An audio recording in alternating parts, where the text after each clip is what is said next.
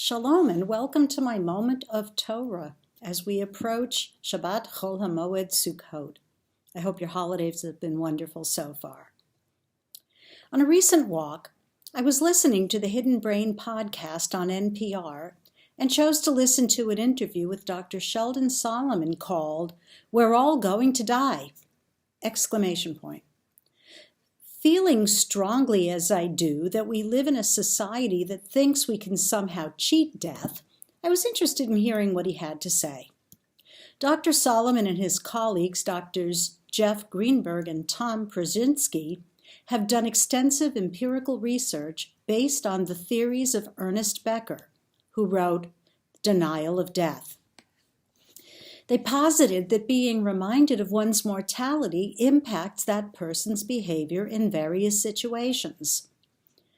In their first study, which was with judges in Tucson, Arizona, the researchers gave half of the judges a questionnaire that included something about death, and the other half the same questionnaire but without the death question.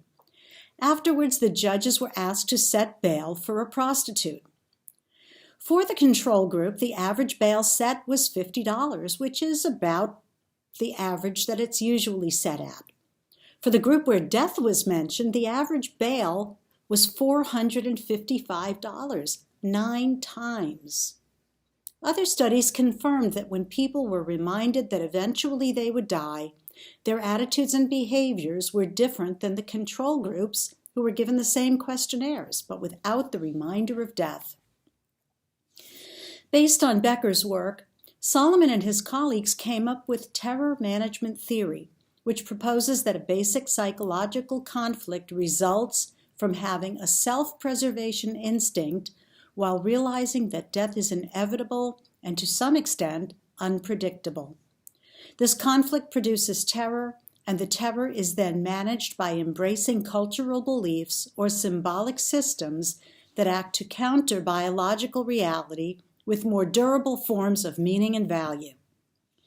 Yeah, I know that's a mouthful, but you can read more about this in their book, The Worm at the Core, on the role of death in life. I bring this up now as we approach Shabbat Chol HaMoed Sukkot because the special Torah reading, which takes a break from our weekly reading, begins by speaking about Moses' frustration at being chosen by God to lead the Israelites into the Promised Land. The past few Shabbat portions have focused on Moses' impending death at the age of 120, along with the transfer of leadership to Joshua. The reason most often given for why Moses wasn't allowed to enter the land has to do with the incident where he hit the rock rather than speaking to it as God had commanded so that it would bring forth water. It made God look silly in the people's eyes and appeared to be an act of overt disobedience.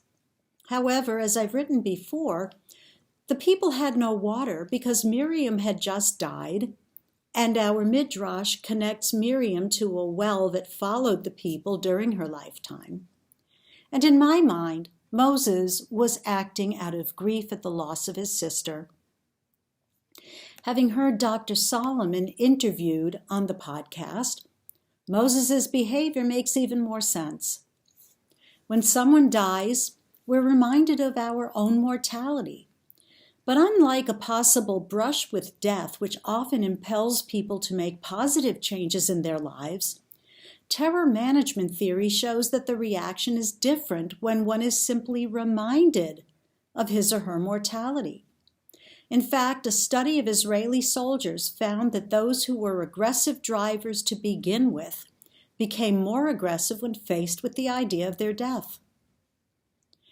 As we age, the reality of death gets closer, and the anxiety of death, perhaps not the being dead part, but the dying part, looms larger in our minds.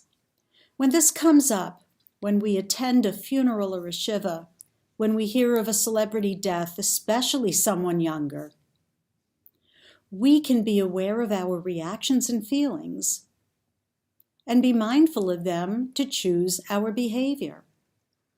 The gates are still closing. We pray for health and life for ourselves and those around us. May we be blessed with the presence of mind to take a moment to breathe, think, and speak before we react. Shabbat Shalom, Moadim L'Simcha.